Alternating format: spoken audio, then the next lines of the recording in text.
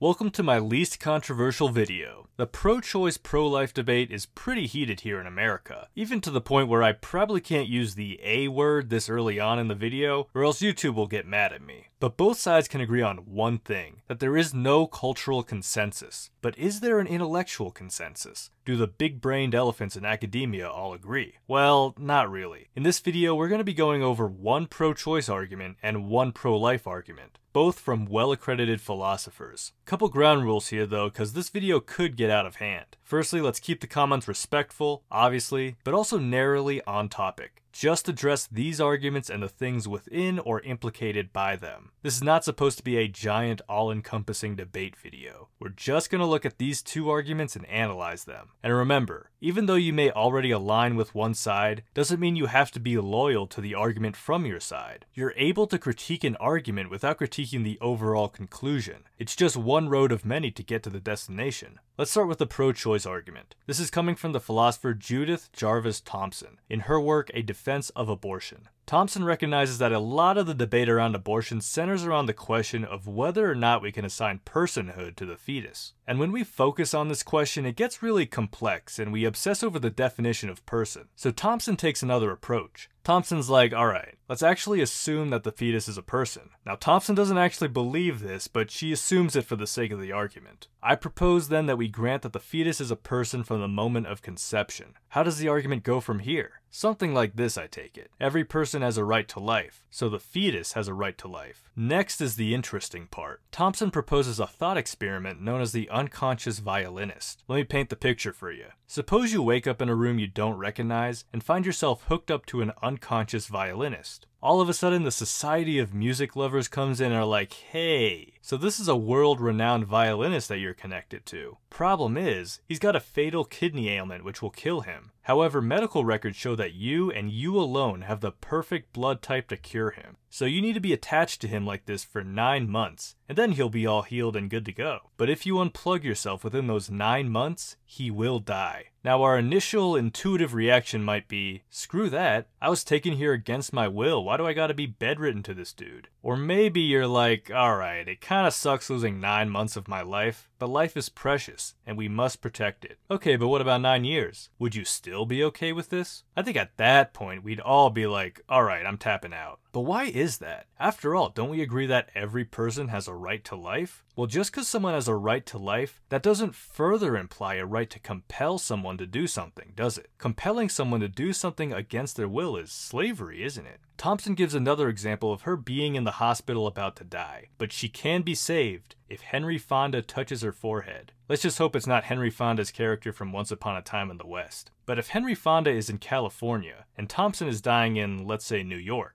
does Thomson's right to life compel Henry Fonda to then fly out to New York to go heal her? Well, it would certainly be nice of him, but there is no moral imperative here. Fonda is not morally forced to do this thing. In fact, even if Fonda was right down the hall from Thomson, she still believes he is not morally forced to save her. Now this might make him, as Thomson would say, indecent, but this would not make him unjust. Thomson is drawing a divide between someone just being a dick and someone committing a moral wrong. Even if we may look down on a bystander refusing to help someone in life-threatening peril, that person's right to life is not a right to compel others to act. I'm arguing only that having a right to life does not guarantee having either a right to be given the use of, or a right to be allowed continued use of another person's body, even if one needs it for life itself. Thomson even takes this to the extreme in her thought experiment. Suppose the violinist doesn't need 9 months, but rather 10 minutes of your time. If you still unplugged yourself, you're certainly indecent in Thomson's eyes, but you have not committed a moral wrong. It's somewhat libertarian in a sense, a right to use your body and experience that full freedom, even if it might lead to some societal scorn.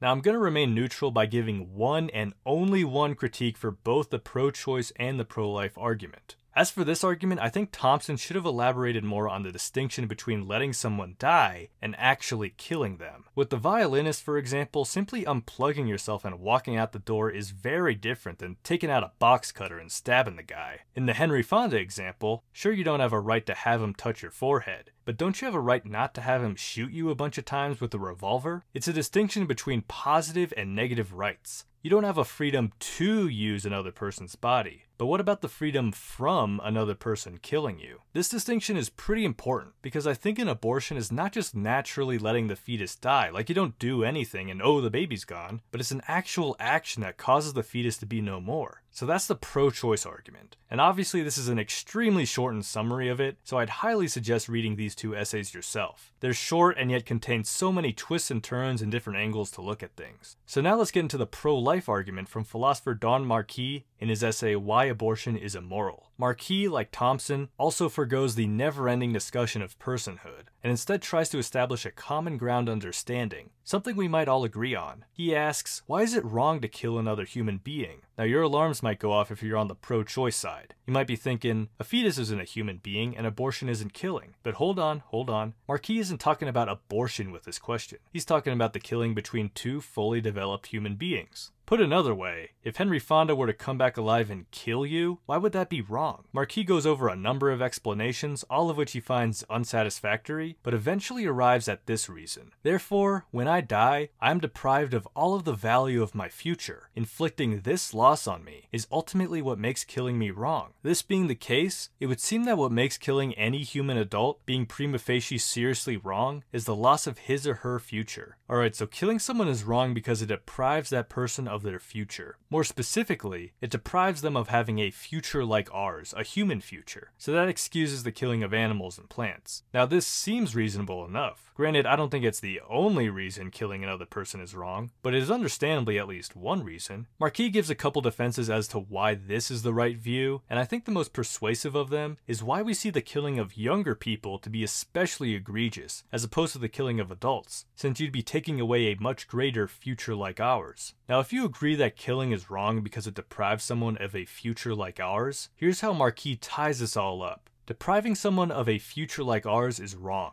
Fetuses have a future like ours. Therefore, depriving a fetus of a future like ours is wrong. It's not so much the fetus's current state that Marquis is looking at, but its future potential. This has nothing to do with pain or religion or personhood. It's based on Marquis getting you to agree with his initial point. Now there's a lot of nuances in this argument and Marquis addresses them. For example, yes, if we found aliens that were similar enough to us, killing them would also violate a future like ours. Marquis also acknowledges the possibility that some non-human mammals might also have a future like ours. So score 1 for the orangutans. But the really interesting part, and just a warning, we're gonna get kind of explicit, is talking about sperm. I know, philosophy can take us to some weird places, but bear with me because this is relevant. When a man ejaculates outside of a woman, is that depriving those sperm of achieving a future like ours? Furthermore, when you use contraception, does that prevent a future like ours? To Marquis, no. You got the sperm and you got the ovum. Each taken in isolation does not have a future like ours, but only when they're together is a future like ours created. So do not feel bad about using condoms. But this actually leads to my one critique of this argument. Earlier, Marquis says, presumably abortion could be justified in some circumstances, only if the laws consequent on falling to abort would be at least as great. Accordingly, morally permissible abortions will be rare indeed, unless, perhaps, they occur so early in pregnancy that a fetus is not yet an individual. But doesn't a fetus imply the merging of the sperm and the ovum, thus creating a future like ours potential? At which point then is the future like ours actually realized? What trimester? If we're being super consistent with the future like ours argument, then it should be hands off once the sperm meets the ovum. But Marquis recognizes that this might be too early. So there's a bit of nuance here as to when this future like ours actually kicks in. And this might actually, unfortunately, lead us right back into the clutches of the personhood debate. Marquis says that morally permissible abortions would be so early in the pregnancy that, quote, a fetus is not yet an individual, end quote. But is the word individual synonymous with person? Does that bring us right back into the personhood debate? Anyways, that was a very brief overview of these two great philosophical arguments for both the pro-choice side and the pro-life side. I want to challenge you guys in the comments to both critique and say something good or interesting about both arguments, even if you might disagree with the ultimate conclusions. And I think we could do it. I've fostered a really great community and I want to thank you guys for that. Speaking of which, if you enjoyed this video and want to see more philosophy content, be sure to subscribe, like, and hit that bell. And with that, I wish you all a beautiful rest of your day.